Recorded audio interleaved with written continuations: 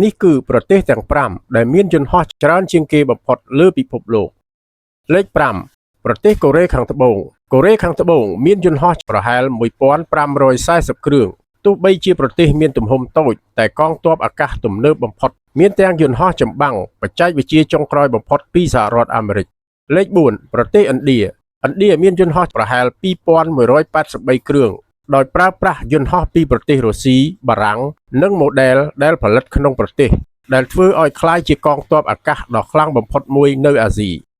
លេខ3ប្រទេសចិនមានយន្តហោះប្រហែល3529គ្រឿងនិងកំពុងបង្កើនចំនួនជាបន្តបន្ទាប់ដើម្បីអភិវឌ្ឍយន្តហោះបំបាំងកាយថ្មីយ៉ាងឆាប់រហ័សលេខ2ប្រទេសរុស្ស៊ីមានយន្តហោះប្រហែល4237គ្រឿងដែលមានម៉ូដែលជាច្រើនដែលល្បីល្បាញដោយសារល្បឿននិងថាមពលវាយប្រហារដូចជា Su-35 និង MiG លេខ1សហរដ្ឋអាមេរិកមានយន្តហោះប្រហែល